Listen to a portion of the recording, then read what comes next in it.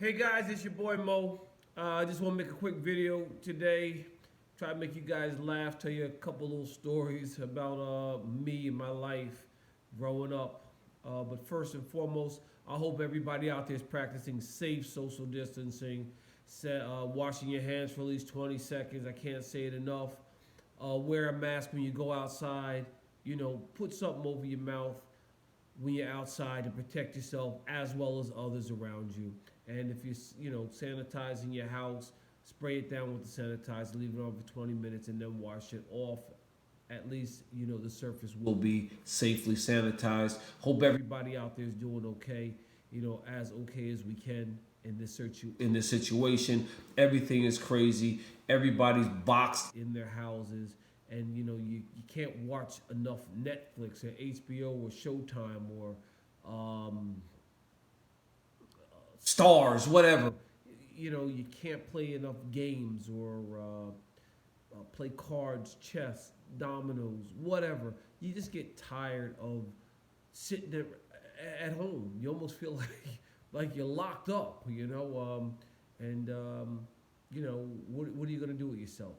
So I just wanted to tell you guys a little bit about me growing up, and maybe it's funny, maybe it's not. My dad was an ex-marine, so my dad was always very fair but very firm. If he told you something was going to happen, trust me, it was going to happen. If he told you to do something and you didn't get it done, trust me, no matter what time my dad came home, discipline was on its way. My dad always believed, as a Marine, he said, where you make a mistake is where you get disciplined. So you make a mistake, that's where I'm going to take care of that mistake where you are at. So my dad, if you were right, he was always with you. If you were wrong, he was 100% against you. So it didn't make a difference. Hey, you're his child, but he always believed right is right and wrong is wrong. Doesn't make a difference if you're my child or you're not my child. So, you know, me, I have 4 brothers and 2 sisters, and we lived in this little town. It's like Mayberry, a very quiet town. And it's like Mayberry. So this is, I'm going to date myself a little bit, but this is, back when you had a milkman. And, and don't think like I'm 100 years old, but, the milkman used to come in the 70s. And, used to drive around with a little white truck, and you put your little slip in your milk box, and he'd come get your slip, go back to the truck, see what you needed, put it back in there, close it, and you were good. So one day, in the morning, I'm anticipating that the milkman's coming. We put in the order for like chocolate milk and some orange juice and some other, just some other things that you could get from the milkman. So, I'm anticipating, man, I can't wait till the morning to get this chocolate milk. But we had neighbors, and there were a single mom and probably four or 5 kids she had. And, they were our neighbors. They didn't have a lot, but you as a kid, you don't really think about what somebody else doesn't have. You always think about what you're getting. So that anticipation, you're not like really worried if they have enough milk or they have enough cheese or they have enough eggs in their milk box. You just worried about what's coming to you in the morning. So, I'm anticipating it. Get up in the morning. I'm waiting for the milkman because he normally comes around, 7, quarter to 7. I'm waiting for the milkman, waiting for that milkman to come. And, my bedroom window was above the door downstairs. So I could hear the milkman, when he would open it, put the stuff in, and boom. So I'm in bed. Here comes the milkman, comes up the driveway, opens up the milk box, and looks in, gets the little sheet as to what we ordered, goes back to the truck, brings it back, and then, puts the stuff in it, shuts it down. He's on his way. So here I'm getting myself dressed because, hey, I want to go downstairs and get some chocolate milk. But as I'm still upstairs getting dressed, I see one of I see the door on the house next door. I see the door open up, and we had these hedges that separated the houses, but there was always like a little gap in between the hedges so you could run back and forth. So I see the door open up, and I see one of the kids run out, come through the hedges, come up we're on our steps, open up the milk box, and take the chocolate milk, and took the chocolate milk and something else, shut the box down, went back through the hedges and into the house. So okay, now I'm mad because hey, that's my chocolate milk. So okay, I'm gonna go tell my dad. Hey, you know what? The kids next door, they came out, they stole the milk and something else, and you got to go over there and get the chocolate milk back for us because that's not right. They stole it, and it was ours. And I was surprised because my dad was always, what's right is right, what's wrong is wrong, and that was just the way he was. But on that day, my dad said, listen, you know, those kids don't have what you have. And you know what? They need that more than you do. So I'm not going to go over there. I'm not going to, ruin their day because they took some chocolate milk and whatever else they took. Because maybe they needed a little bit more than you do. And just like you were sitting up waiting for the milkman to come, whoever that child was sitting in the window waiting for the milkman to come to our house too, so that they could get what we were, supposed to be delivered. So, it's strange because as a kid, you don't really look at things and think about things in that light. You just really think about what you're being deprived of, and now you're not getting any chocolate milk because you got to wait until the milkman comes, the next time the milkman is making a delivery. But I think back and I say, you know what, my dad was, he's a hell of a human being because he wanted me to understand that sometimes in life you make sacrifices.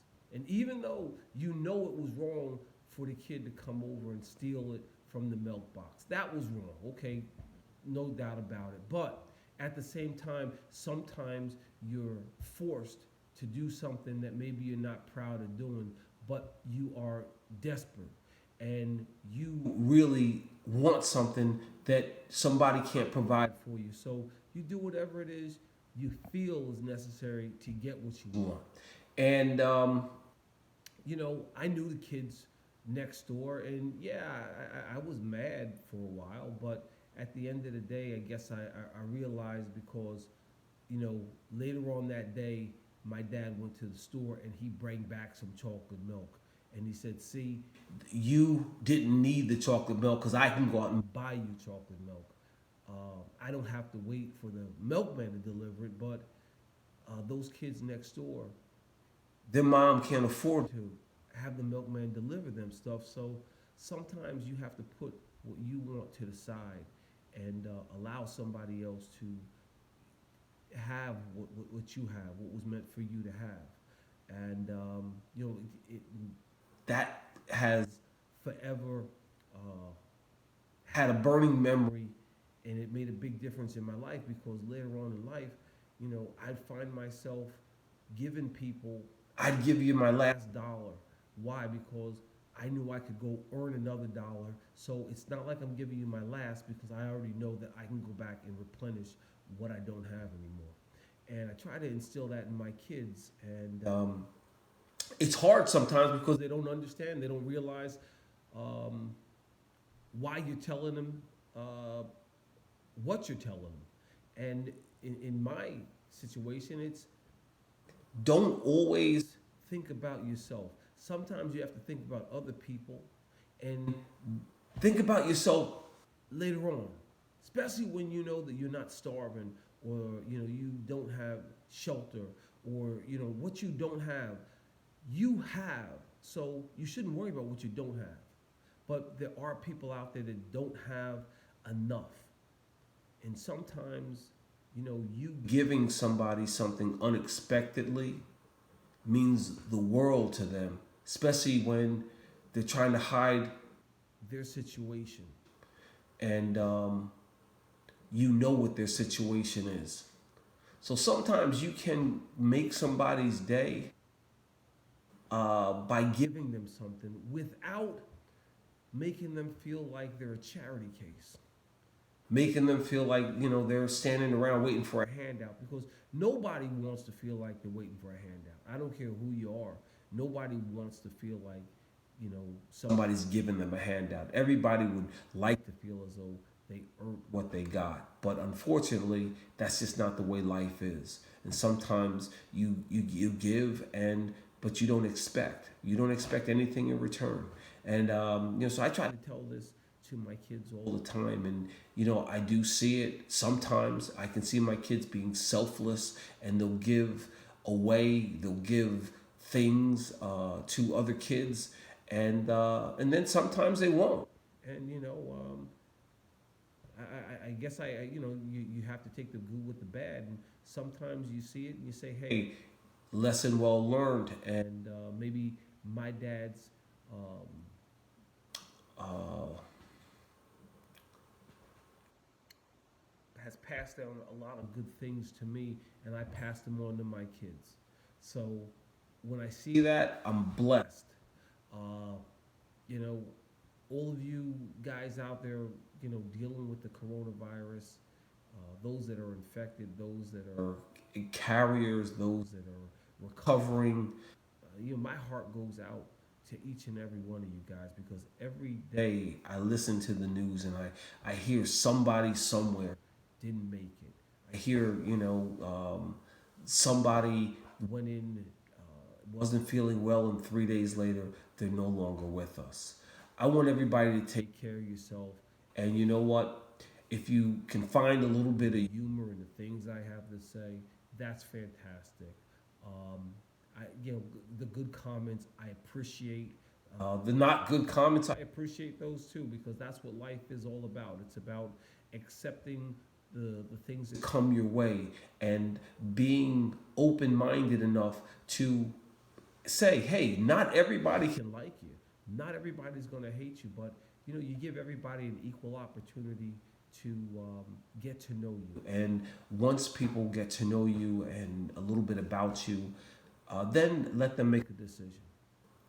Let them make a decision at that point in time. And if you don't, then you don't know who you're cutting off in your life, because that person that you're not giving an opportunity to find out who you are, what you're about, that person could be your best friend. Um, Again, I hope everybody does their very best to take care of their families, their loved ones, and please stay safe out there. This is not a joke. Lives are being lost on a day-to-day basis, minute to minute, hour to hour. People are losing their lives, and I just hope that everyone really takes this as serious as it is, and not look at it as it's a ploy. People just don't want us to gather, or it's a hoax, it's a joke. That's not a hoax, it's not a joke. This is real, and life is precious. Life is one of those things. It's like a package that you get from Amazon or UPS, or you just the post office, and the package says fragile. Well, guess what? That's what life is. Life is very fragile, and we need to appreciate it. We really need to appreciate it. I love you guys. Be good. And until the next time, hey, this is your boy Mo. Good, better, best. Never let it rest until your good's better, your better's best. And you are the absolute best person you can be. Love you guys until the next time.